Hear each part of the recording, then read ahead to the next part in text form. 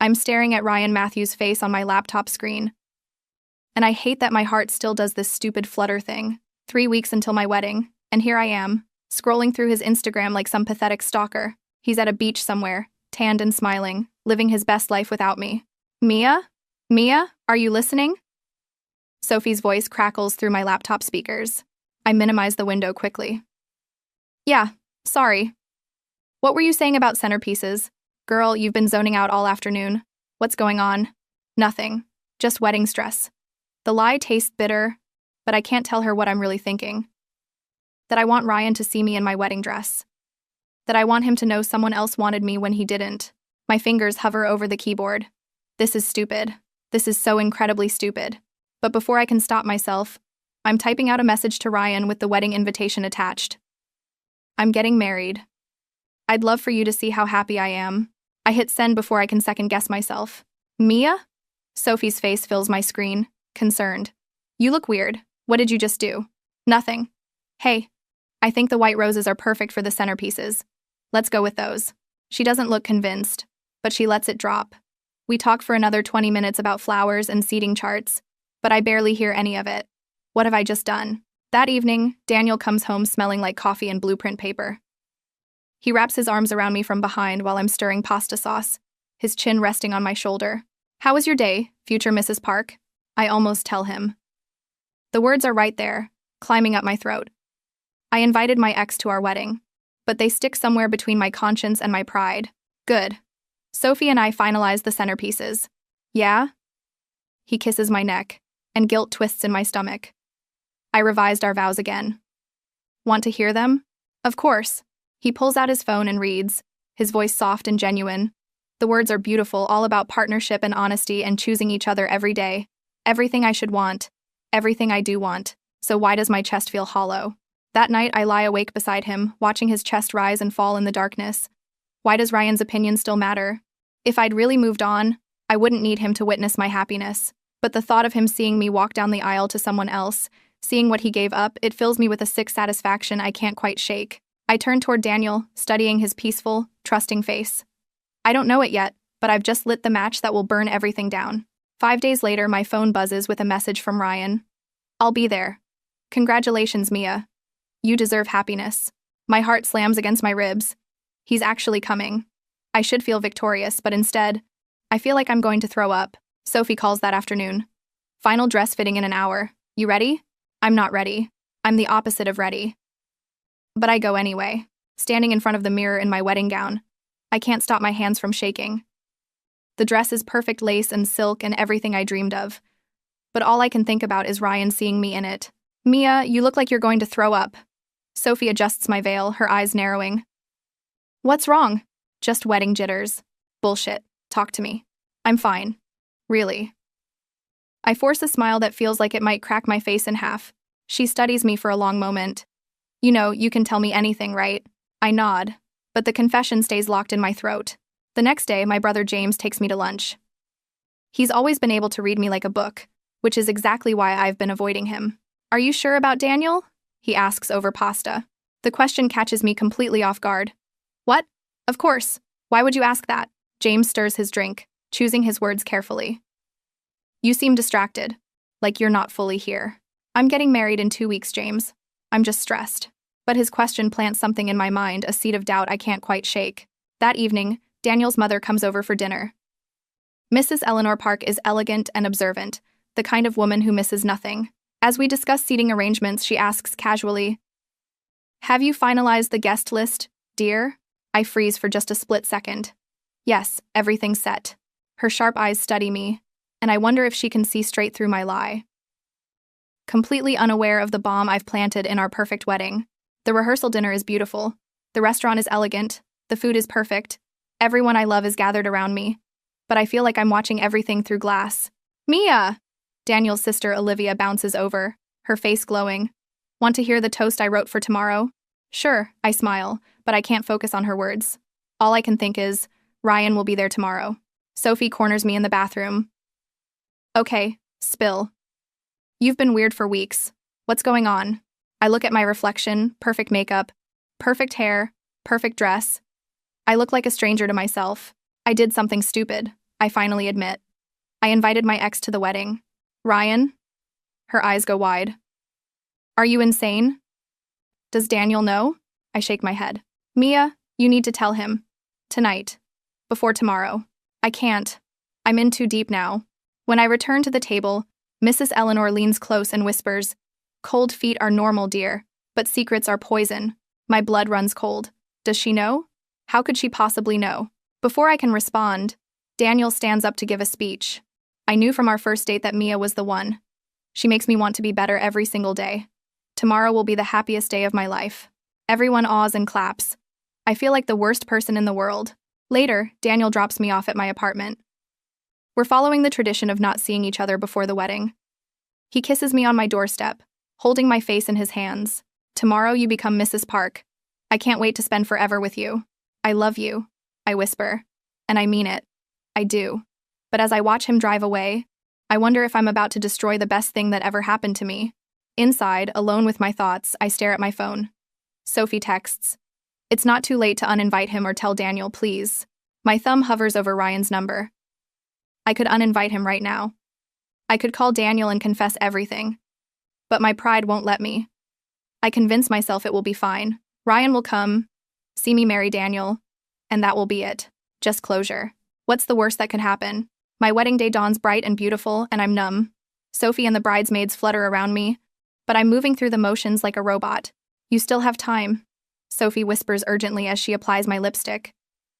You can still tell him. But the makeup is done, the dress is on, everyone is waiting. There's no turning back now. At the church, I peer through the doorway into the ceremony space.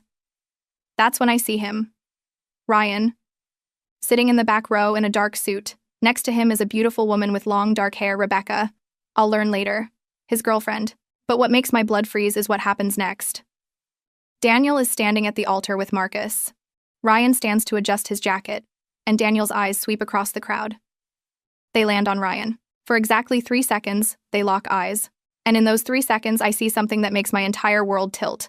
It's not surprise. It's not confusion. It's recognition. Deep, meaningful, painful recognition. Ryan's expression mirrors it. They know each other. They don't just know each other, there's history there. Oh God, what have I done? The music starts. My father appears beside me. Ready, sweetheart? No, I'm not ready. But the doors are opening, everyone is standing, and I'm walking down the aisle. I can barely see Daniel through my veil and tears. As I pass Ryan's row, I feel his eyes on me, but I don't look. Daniel is smiling when I reach him, but it doesn't reach his eyes. There's something guarded there now. Pastor Grant begins the ceremony. When we reach the vows, Daniel's voice is steady, too controlled, like he's performing rather than feeling. When it's my turn, my voice cracks. I promise to love you, honor you, and cherish you, with honesty and faithfulness. For all my days. The word honesty tastes like ashes. The reception is beautiful. Everyone congratulates us, toasting our happiness. I play the role of blushing bride perfectly, but I'm hyper-aware of every movement, every glance between Daniel and Ryan. Did you see that? Sophie hisses, grabbing my arm. The way your husband looked at your ex? Mia, something is wrong. Very wrong. I need to talk to Daniel. May I speak with you privately, Mia? Mrs. Eleanor appears, her expression unreadable. We step into a quiet corner. She doesn't waste time. You invited Ryan Matthews to your wedding. It's not a question. I'm stunned. How did you? I know, because when I saw him arrive, I watched my son's face break. She leans in close. 3 years ago, before you ever met Daniel, Ryan was his best friend. They had a falling out, a serious one. My son has never fully recovered from losing that friendship. Best friends? But Daniel never mentioned, because it's painful for him. And now, on his wedding day, his bride has brought that pain right into the church without warning him. Why would you do such a thing? I didn't know, I whisper. I swear, I didn't know. Then you should have told him you invited your ex, regardless. Secrets are poison, dear. I warned you last night. I return to the reception in a daze. I need to find Daniel, but he's surrounded by guests. Every time I try to approach, someone pulls him away. Then I see Ryan by the bar with Rebecca. He's watching me. When our eyes meet, he raises his glass slightly. And suddenly, I need to know. I need to understand what I've done. I approach before I can talk myself out of it. Rebecca sees me coming, her expression turning cold. "Congratulations on your wedding," she says with a tight smile. "Can you give us a minute, Beck?" Ryan asks. She huffs and walks away. "You came," I say stupidly. "You invited me. I didn't know about you and Daniel. I didn't know you two were friends." His jaw tightens. "Best friends. We were best friends, Mia, for 6 years. What happened?" He looks toward where Daniel is dancing with his mother. "We had a business opportunity together, a startup. We were going to build something amazing. Then I met you. Things got complicated." "What do you mean?" He finally looks at me, and there's guilt in his eyes. "Daniel was in love with you first, Mia. Did you know that?" The world stops. "What?" "We met you at the same networking event. Both of us wanted to ask you out. He told me the night before I took you to coffee. Told me how he felt. And I did it anyway. I asked you out because I was selfish and competitive, and I wanted to win. I feel sick." "So your whole relationship with me was real," he interrupts firmly. "My feelings were real. But the beginning? That destroyed my friendship with Daniel. He felt betrayed. Said I broke the code, that I chose a woman I'd just met over 6 years of brotherhood. We had a massive fight. The business deal fell apart. We haven't spoken since. Until today." He nods. "Mia, why did you invite me? Did you know?" "No, I swear. I had no idea. I just wanted you to see that I'd moved on. That someone else wanted me when you didn't." He looks at me with pity. "I broke up with you because what I'd done to Daniel was eating me alive. I couldn't be with you knowing I destroyed my best friend to do it. I thought I was doing the right thing. Having a nice chat with your ex-boyfriend at our wedding reception, Mia." I turn. Daniel is standing there, his face carefully blank, but his eyes are burning. "Daniel." He holds up a hand. "Not here. Not now. Smile for the guests." Daniel walks away, leaving me standing with Ryan. Sophie appears immediately. "What the hell is happening?" I tell her everything. She looks horrified. "Mia, you need to fix this." But I don't get the chance. The rest of the reception passes in a blur. Daniel and I cut the cake, his hand stiff on mine. We have our first dance, and he holds me at a distance. When the song ends, he whispers, "We'll talk when we get home." We have an audience to perform for until then. It's the coldest thing he's ever said to me. During the bouquet toss, a man I don't know approaches. "I'm David, Ryan's brother. You should know something. Ryan's been miserable since he broke up with you. That woman he brought? They've been together 6 months, and he still talks about you. He came here today because he's still hung up on you." "Why are you telling me this?"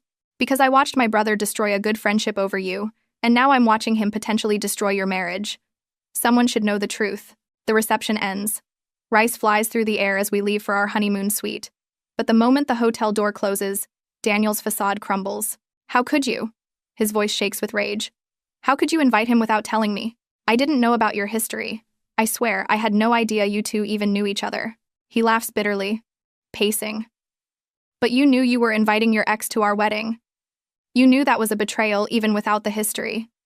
What were you thinking, Mia?" "Programs. I wanted him to see me happy. I wanted him to regret leaving me." Daniel stops and stares at me. "You wanted him to regret leaving you. On our wedding day. You were thinking about him. About making him jealous." Each sentence is a hammer blow. "Do you love me, Mia? Or am I just the prize you wanted to show off?" "I love you. Of course I love you." But even as I say it, doubt creeps in. "Do I?" "I don't believe you," Daniel says quietly. Those 4 words break something in me that can't be fixed. We don't sleep. We sit in that hotel suite, still in our wedding clothes, and we talk. Really talk. Maybe for the first time. "When I met you at that coffee shop 18 months ago, I didn't realize you were the same woman," Daniel says. "You'd changed your hair. It took me 3 dates to figure it out." My blood runs cold. 3 dates? By then, I was already falling for you, and you seemed to have no idea who I was, so I thought maybe this was fate's way of giving me a second chance. Maybe I could have you the way it should have been from the start. You knew. This whole time, you knew I dated Ryan. Yes. And I convinced myself it didn't matter because he'd broken up with you. But I never told you because I was afraid. Afraid you'd choose him if you knew." He laughs bitterly. "Turns out I was right to be afraid. You invited him to our wedding because you still care what he thinks of you." He's right. I can't deny it. "I'm sorry," I whisper. "Daniel, I'm so sorry. I know you are. But sorry doesn't fix this. We started our marriage with lies, Mia. I lied about knowing your past. You lied about inviting him. And now we're sitting here, and I don't know if we should even go on a honeymoon. There's a knock at the door. Marcus stands there looking uncomfortable. I know it's late, man, but we need to talk. Ryan came to see me before he left the reception. He told me what happened, why he really came today. Why? Daniel asks. Because Mia's invitation said, I'd love for you to see how happy I am. He thought she was inviting him to rub it in his face, so he decided to bring Rebecca and do the same thing, show Mia he'd moved on. But when he got there and saw it was you, Daniel, he realized what he'd done. He left early. He wanted me to tell you he's sorry. For everything. The irony is suffocating. I invited Ryan to make him jealous. He came to make me jealous. We're both petty, vindictive people who used our wedding day to play games, and Daniel got caught in the crossfire. Dawn breaks. Marcus left an hour ago. Daniel and I are exhausted. But something has shifted. We've laid everything bare. What do we do now? I don't know. Part of me wants to walk away. To say we started wrong so we can't end right. My heart clenches. And the other part? The other part remembers why I fell in love with you. The smart, funny, ambitious woman I met at that coffee shop. Not the insecure person who needed to prove something to her ex. His words sting, but they're fair. I don't want to be that person. The person who invited Ryan wasn't me at my best. It was me at my smallest. My pettiest. We both made mistakes. I should have told you I knew about Ryan from the beginning. That lie set the stage for all of this. Maybe we need help. Counseling. Therapy. Because I do love you, Mia. But love isn't enough if we can't trust each other. My phone buzzes. A text from Ryan. I'm sorry for my part in ruining your wedding. I should never have come. For what it's worth, Daniel is a good man. Better than I ever was. Don't make the same mistakes I did. I show Daniel. Something in his face softens slightly. He's right about one thing. You are a good man. Better than I deserve right now. Sophie calls, frantic. Are you okay? Do I need to come over? Despite everything, I laugh. No killing necessary. We're going to try to figure this out. Daniel is watching me. Your friend loves you. Yeah. She tried to warn me, but I didn't listen. We need people like that in our lives. People who tell us the truth even when we don't want to hear it. We cancel the honeymoon. Instead, we spend the week talking. We discuss everything, childhoods, insecurities, fears. That's the problem, Daniel says on day 3. You can't base your worth on who wants you. You have to know your value independent of anyone else. He's right. I've spent my whole life seeking validation. I want to be better. I want to be the woman you thought you were marrying. I want to be the man who deserves honesty. We both have work to do. We start couples counseling. It's hard, uncomfortable work. Dr. Chen makes us confront ugly truths. We don't have good answers at first, but slowly, painfully, we start to understand ourselves better. 3 months later, Daniel comes home with news. Ryan called me. He wants to meet, to actually talk about what happened 3 years ago, and about the wedding. I freeze. What did you say? I said I'd think about it. I wanted to ask you first. This is growth. Communication. Honesty. Do you want to see him? I think I need to. Not to restart the friendship, but to close that chapter properly. Then you should meet him. Daniel goes alone. When he comes back, he looks lighter. We talked. Really talked. We apologized. We're not going to be best friends again. But I don't carry that anger anymore. I hug him tightly. As for me, I delete social media. I stop comparing my life to others. I focus on building something real with Daniel. It's not easy. Some days I slip back, but Daniel catches me. And I catch him. And slowly we're building something stronger. It's our first anniversary. We're at the restaurant where we had our first date. So much has changed. Do you regret it? Daniel asks. The wedding? The drama? All of it? I regret the pain I caused. I regret the lies. But I don't regret where it brought us. We could have kept pretending. And eventually, it would have exploded worse. At least we dealt with it early. He reaches across the table. I got you something. He pulls out a small box. Inside are 2 pieces of paper. Wedding vows, new ones. I thought we could renew our vows. Do it right this time. Small ceremony, just close family and friends. No exes, no games, no secrets. Just us. Promising to love each other with full honesty. Tears fill my eyes as I read his new vows. They're beautiful, raw, real. Yes, Let's do it right this time. We renew our vows 2 months later in Sophie's backyard. It's small, intimate, perfect. When Daniel kisses me, there's no shadow hanging over us, just two imperfect people who chose to fight for something real. I learned that revenge and validation from exes are empty victories. That the only person I need to prove anything to is myself. That marriage isn't about being perfect, it's about being honest. And that sometimes, the worst mistakes lead to the most important lessons. The end.